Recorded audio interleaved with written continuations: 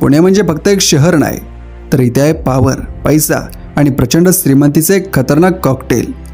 आपण सगळ्यांनी पुणे पाहिले, पण तुम्हाला माहीत आहे का, आपल्या याच पुण्यात असे काही लोक राहतात ज्यांच्या एका दिवसाची कमाई हे कित्येक लोकांच्या लाईफटाईम इन्कमपेक्षा जास्त आहे। आणि आजचा विषयसुद्धा तोच आहे, तो म्हणजे पुण्यातील टॉप 5 श्रीमंत 5 व्यक्ती, त्यांच्या जबरदस्त कंपन्या आणि त्यांनी नुसते पैसेच नाही तर पुण्याचं नशीब कसं बदललं आहे हे आज आपण व्हिडिओमध्ये पाहणार आहोत। मी तुम्हाला फक्त आकडे सांगणार नाही, तर यांच्या बिझनेसच्या काही भन्नाट गोष्टीसुद्धा सांगणार आहे। जसं की पुण्याच्या एका श्रीमंत माणसाने करण जोहरच्या प्रोडक्शन हाऊसमध्ये 50% भागीदारी घेतली आणि पुण्यातील दुसरा श्रीमंत माणूस जो शांतपणे मर्सिडीज आणि रॉल्स रॉयस यांचे इंजिन पुण्यातून बनवून जगात पाठवतोय, ते नक्की कोण आहेत हे आज आपण व्हिडिओमध्ये पाहूयात।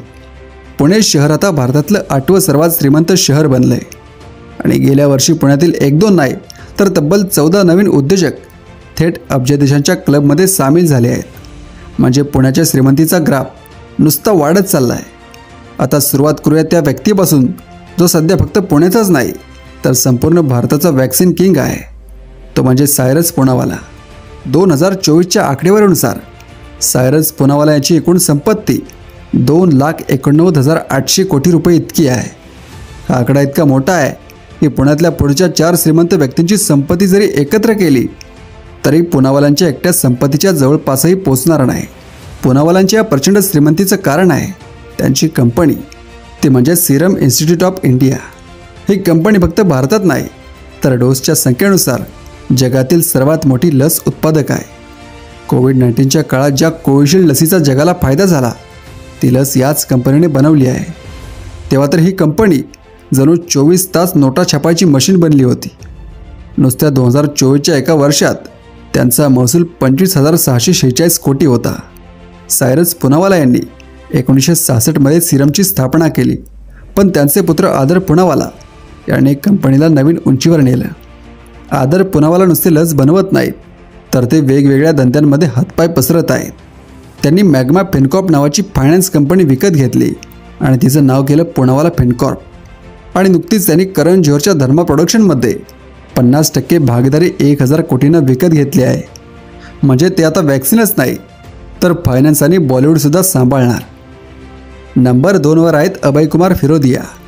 2024मध्ये त्यांची संपत्ती एकदम बुलेट ट्रेनच्या स्पीडने वाढली। त्यांच्या संपत्तीत तब्बल 160% वाढ होऊन ती 43,000 कोटी रुपये इतकी झाली। फिरोदिया कुटुंबाचा इतिहास फार जुना आहे। 1958मध्ये अभय कुमार यांचे वडील नवलमल फिरोदिया यांनी एक कंपनी सुरू केली, तेव्हा ती बजाज टेम्पो म्हणून ओळखली जायची। कालांतराने ती फोर्स मोटर्स झाली। तुम्ही रस्त्यावर ट्रॅव्हलर्स गाड्या बघितल्या असतील त्या याच कंपनीच्या। पण फिरोदियांच्या एवढ्या मोठ्या संपत्तीचं खरं रहस्य ट्रॅव्हलर्स गाड्या नाही आहे, ते रहस्य दडलं आहे त्यांच्या प्रेसिजन इंजिनिअरिंगमध्ये। ऐकून आश्चर्य वाटेल, फोर्स मोटर्स पुणे चाकण येथील त्यांच्या प्लांटमध्ये मर्सिडीजच्या भारतातील सर्व कार आणि SUVसाठी इंजिन आणि एक्सेल बनवते। इतकंच नाही तर त्यांनी रोल्स रॉयल पॉवर सिस्टीमसोबतही एक मोठा जॉईंट व्हेंचर केला आहे ज्यात ते मोठं इंजिन बनवतात। म्हणजे हे फिरोदिया पुण्यात बसून मर्सिडीज आणि रोल्स रॉयलसारख्या कंपन्यांना जगातील सर्वोत्तम इंजिन बनवून देत आहेत। म्हणूनच त्यांची संपत्ती एवढ्या वेगाने वाढली। आता नंबर 3वर आहेत एक पॉवरफुल उद्योजिका अनु आगा। अनु आगा यांची कंपनी आहे थेरमेक्स। नावातच थेरम आहे, म्हणजे उष्णता आणि ऊर्जा। ही कंपनी ऊर्जा, पाणी शुद्धीकरण, एअर पॉल्युशन कंट्रोल आणि विशेष रसायने यांसारखे एकात्मिक उपाय पुरवते। एक प्रकारे सांगायचं झालं तर या कंपनीचं काम आहे उद्योगधंद्यांमध्ये पाणी, हवा आणि ऊर्जा वेस्ट होऊ नये, ती वाचवावी। अनु आगा यांनी हे साम्राज्य आपल्या कुटुंबाकडून वारसा म्हणून घेतलं आहे आणि ते सफलरित्या चालवलं आहे। आता त्यांच्या कन्या मेहर पदुमजी कंपनीच्या अध्यक्ष आहेत। म्हणजे पुण्यातील ही एक अशी फॅमिली आहे जी केवळ पैसा कमावत नाही तर जगाला ग्रीन आणि क्लीन बनवण्याचं काम करते। नंबर 4वर आहेत पुण्यातील आणखी एक मोठे औद्योगिक टायटन बाबा कल्याणी। यांची संपत्ती 2024मध्ये 31,200 कोटी आहे आणि त्यांच्या संपत्तीमध्ये 68% एवढी मोठी वाढ नोंदवली गेली आहे। बाबा कल्याणी यांची कंपनी आहे भारत फोर्ज। ही कंपनी जगभर मेटल फॉर्जिंगमध्ये लीडर आहे। म्हणजे मोठमोठ्या धातूंना आकार देऊन ऑटोमोबाईल आणि इंजिनिअरिंगसाठी पार्ट्स बनवणं। पण गेल्या काही वर्षात बाबा कल्याणींनी एक जबरदस्त स्ट्रॅटेजिक मूव्ह घेतली, ज्याने त्यांची संपत्ती 68% वाढली आहे। भारत फोर्जने आता आपला फोकस ऑटो पार्ट्सवरून डिफेन्स आणि एरोस्पेस या क्षेत्रांकडे वळवला आहे। भारत सरकारने आता संरक्षण क्षेत्रातील 75% खरेदी देशांतर्गत कंपन्यांकडून करण्याचा निर्णय केला आहे। याचा फायदा कल्याणींनी घेतला।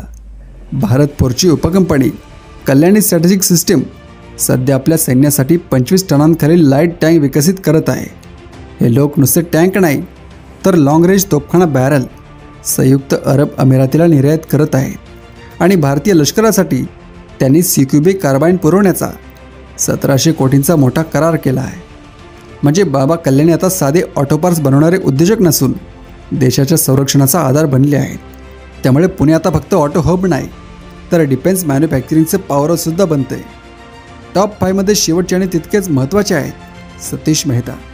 2024च्या आकडेवारीनुसार त्यांची संपत्ती अंदाजे 15,000 कोटी इतकी आहे। सतीश मेहता हे पुणे मुख्यालय असलेल्या एमक्युअर फार्मास्युटिकलचे संस्थापक आहेत, म्हणजे पुण्यात लस बनवणारे अब्जाधीश आहेत। तसंच ते मोठी औषधं देखील बनवतात। एमक्युअरची जागतिक उपस्थिती आहे आणि त्यांच्या कंपनीचा महसूलही हजारो कोटींमध्ये आहे।